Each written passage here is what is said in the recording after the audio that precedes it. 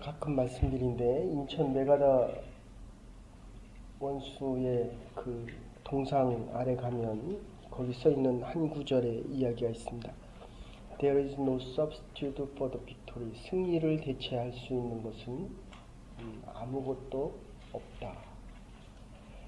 이 검이라고 하는 것은 싸워서 이기면 승리요, 지면 종입니다. 우리가 매일매일 살아갈 때마다 믿음의 싸움에서 승리를 하면 참 자유자로 살아갈 수 있지만 지면 결국 세상의 노예로 살아가게 됩니다. 그런데 지금 이면수 목사님도 북한에 들어가서 어려움을 겪고 계시지만 내가 살아갈 때 참된 주인이 누구냐는 겁니다. 나의 주되심, 로드십에 대한 것입니다. 그래서 주를 주로 고백하면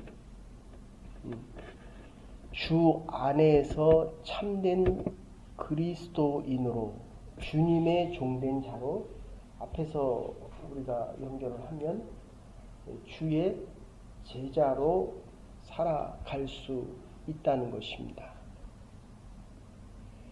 근데 우리는 그리스도인이라고 이야기하면서도 그리스도를 주로 고백하는 것이 아니라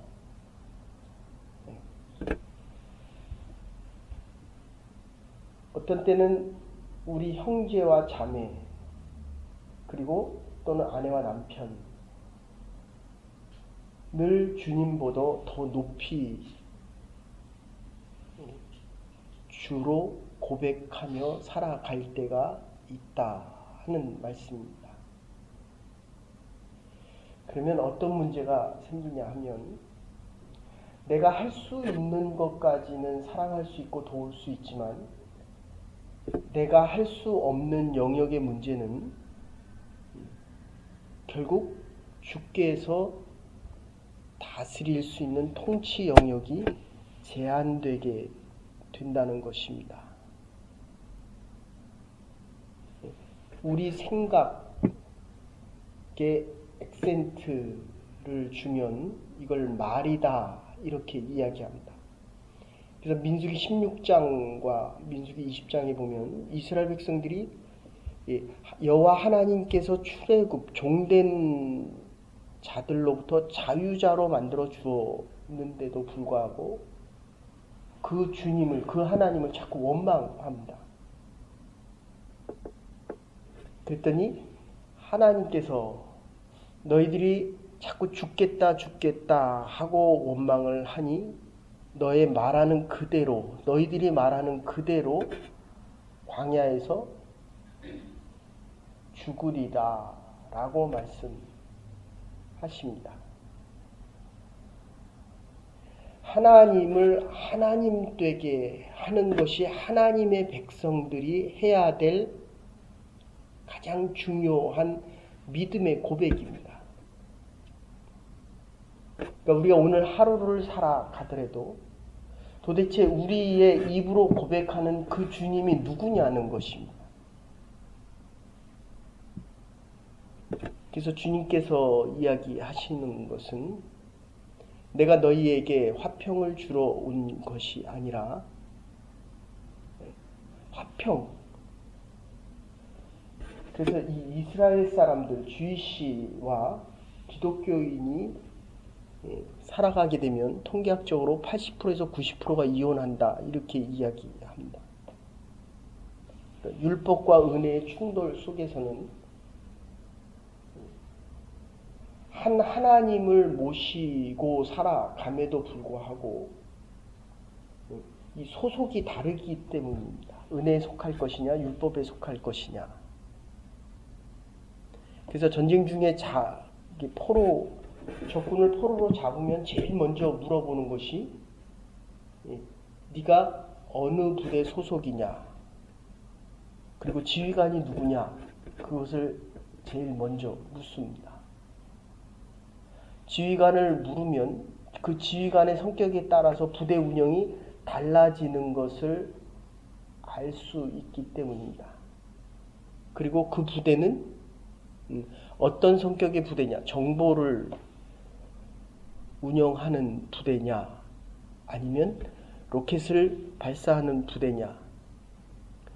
지금 북한이 핵무기를 더 넘어서는 수소폭탄을 만들었다. 지금 이렇게 얘기했습니다.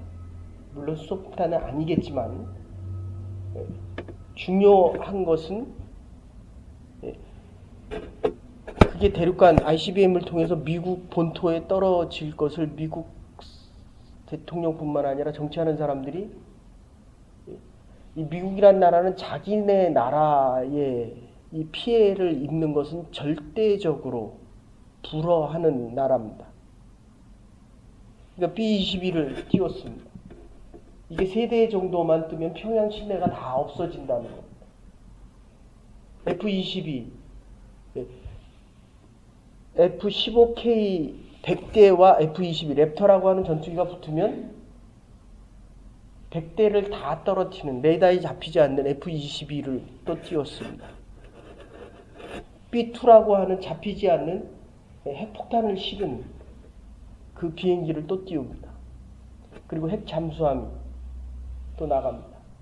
이게 자꾸 지하 방카 안에 다 숨어 있으니까 이제는 이 폭탄이 떨어지면 위에서 터지는 게 아니라 지하 방카 20m 아래까지 들어가서 터지는. 어쨌든 임현수 목사님이 지금 북한에 잡혀 있는 이유는 이 김정은, 김일성, 이 자기들이 주라고 이야기하는 그 사람을 미국에서 비판했다는 겁니다. 그러니까 이 절대성을 건드렸다는 것입니다. 그래서 옛날에는 나폴레옹 군대도 여기다가 N자, 오른쪽 여기다가 N자를 문신으로 새겼답니다. 그러니까 나폴레옹 군대의 병사가 적군에게 잡혔을 때 이게 싫으니까 적군의 장군이 이거를 지져서 없애라고 이야기했습니다. 근데 이거를 없애니까 없애는, 불로 지져갖고 없애는 그 순간에 옆에서 있던 병사의 칼을 빼서 자기의 팔을 잘랐다는 거잖아요. 그 적 장수가 보고 적군의 병사지만 그게 참 대단한 용감 무쌍한 행위를 보고 그거를 풀어줍니다. 여러분, 우리가 그리스도인입니다. 그러니까 그리스도를 주로 고백하고 살아가는 사람임에도 불구하고, 그리고 주께서 주시는 은혜와 은총, 주께서 주시는 능력을 가지고 살아가는 사람들임에도 불구하고 우리의 입으로 주를 주라고 말하지 못하고 살아간다는 것입니다. 100명 중에, 이게 지금 전도에 대한 이야기입니다. 그 뒤에 선지자들에 대한 이야기가, 믿음으로 나를 주라 고백하면 하늘에 계신 내 아버지 앞에서도 내가 너희를 나의 자녀다 라고 얘기할 것이다. 마음으로 믿어 의에 이르고 입으로 신하여 구원에 이르고, 로마서 10장의 이야기입니다. 근데 예수 그리스도를 나의 주로 고백하고 하나님께서 주를 죽은 자 가운데서 살리신 것을 믿으면 내가 너희를 구원하리라.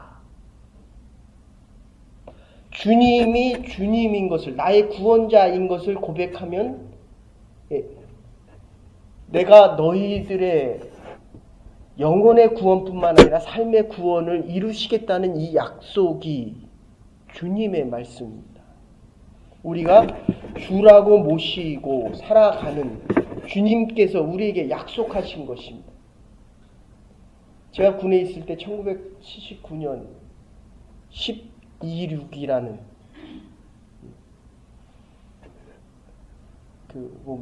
안전기획부에 있었던 김재규라고 하는 청와대 비서실장이죠. 쿠데타를 일으킵니다. 물론 신군부에 의해서 잡혔지만, 그런데 마지막 법정에 섰을 때 사형에 처할 때 그가 했던 이야기가 그겁니다.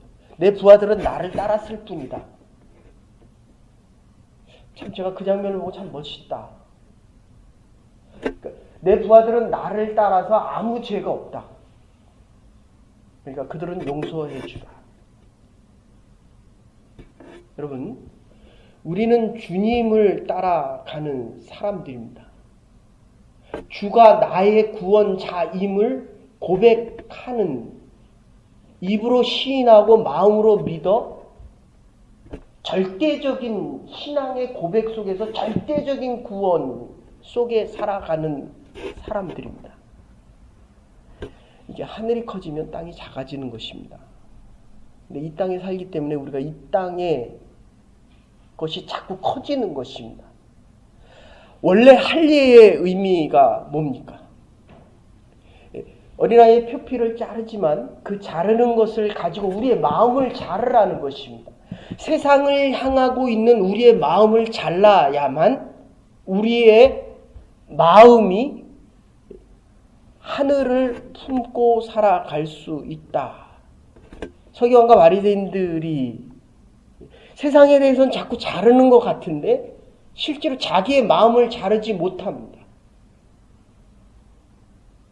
그러니까 밖에서는 다른 사람보다도 자꾸 우월하다고 이야기합니다. 근데 마음이 자꾸 굳어져 갑니다.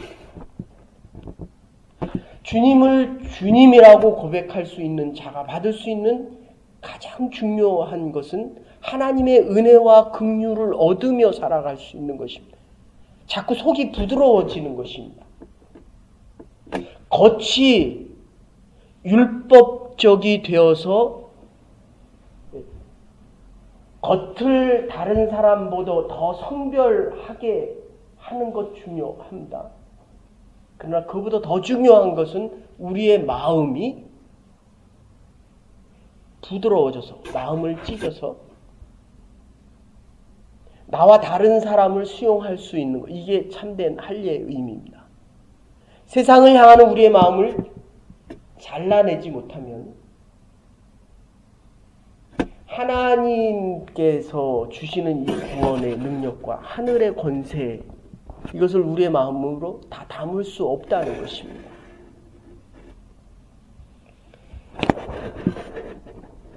이 우리의 신앙의 고백은 절대적인 것입니다. 그래서 단순하고 공개적이고 순수하고 절대적인 것, 이 구원의 약속이고 언약입니다. 절대가 있는 곳에서는 상대적인 것이 허락되지 않습니다. 그래서 누가복음 22장 36절 보시면 예수님께서 제자들에게 겟세마네 동산에 가실 때 검없는 자들은 너희의 겉옷을 팔아서 검을 사라. 그리고 예수님께서 겟세마네 동산에 기도하신 후에 서기관과 대제사장들의 종들이 예수님을 잡으러 올 때 베드로가 있다가 겉옷을 팔아서 산 그 검을 가지고 대제사장 말고의 귀를 잘라버립니다.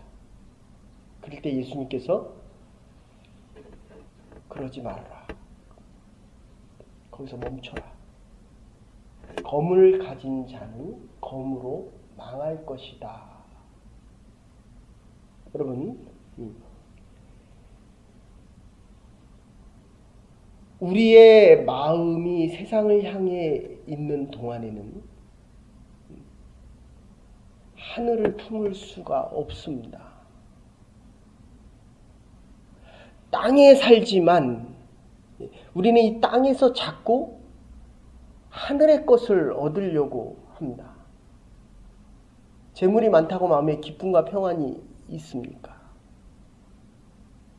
아닙니다. 가난하다고 하나님께서 주시는 사랑과 마음의 기쁨이 없습니까? 아닙니다. 하늘의 것을 얻는 자들은 땅의 것을 잃어버려야 합니다. 땅의 것을 얻기 위해서 하늘의 평화를 잃어버리는 자들이 아니라 하늘의 평화가 있기 때문에 땅의 것을 잘라 버릴 수 있는 사람들입니다.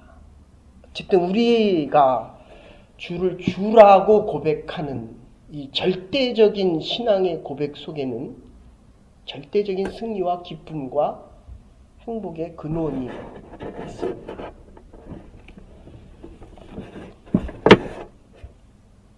너무 많은 사람들이 하늘의 평화, 하늘의 것을 얻기 위하여 살아간다라고 하면서도 이 땅의 것으로 하늘의 것을 대신하려고 합니다.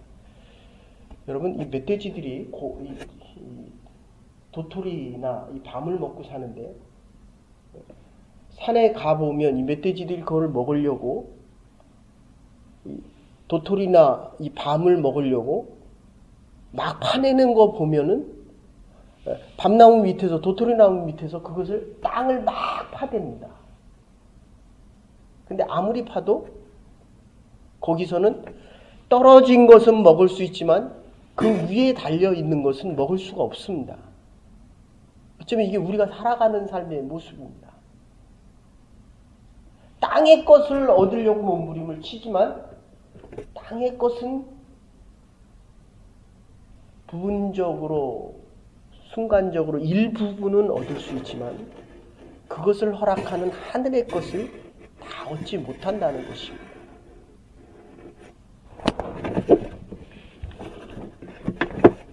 누가복음 2장 36절에도 예수님께서 마리아의 품 안에 있을 때 시므온이 와서 그렇게 이야기합니다. 칼이 내 마음을 찌르듯 하리라. 예수님께서 십자가에 달려 돌아가실 것을 이야기하는 것입니다.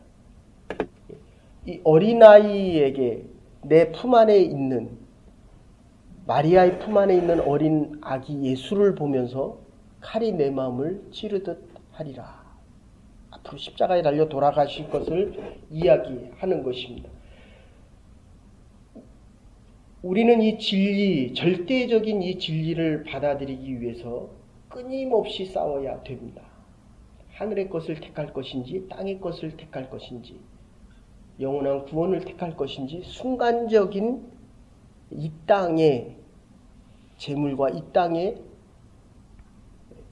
레이저, 자기가 즐기고 싶은 것을 택할 것인지, 끊임없는 싸움 속에서 결국 주를 주로 고백하는, 여러분 마지막에 순교한다는 것은 이 밑에 보면, 그 다음 절에 보면 이 순교자에 대한 이야기들이 나오는데, 선지자들에 대한 이야기가 나오는데, 내가 오늘의 싸움 속에서 진리와 예수 그리스도를 주로 고백하지 못하면 이 땅의 것을 위해 끊임없이 싸우는 자들은 결국 마지막 승리자가 될 수 없습니다. 마지막 승리는, 마지막 순교는 오늘의 싸움에서 승리하는 자들이 얻을 수 있는 것들입니다. 마태복음 9장 16절에서도 이렇게 이야기합니다. 한 부자 청년이 와서 예수님께 와서 내가 어떻게 하여야 영생을 얻으리까? 예수님께서 율법을 지켜라. 내가 율법을 다 지켰습니다. 그러면 너의 가진 것을 다 팔아서 가난한 자에게 주어라. 그가 의심하며 떠나가는 장면이 나옵니다. 여러분, 인간의 화목이 먼저 아닙니다. 하나님과의 화평이 먼저입니다.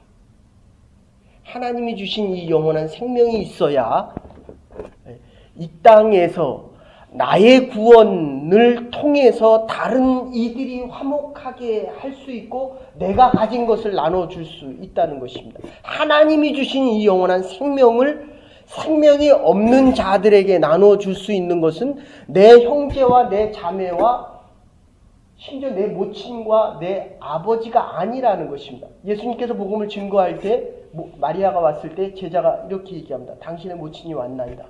누가 내 모친이고 내 어머니냐? 아버지의 뜻대로 순종하고 아버지의 뜻대로 사는 자들이 나의 자녀다. 여러분, 우리의 자녀가 영원한 구원의 반열에 들어가기 위해서는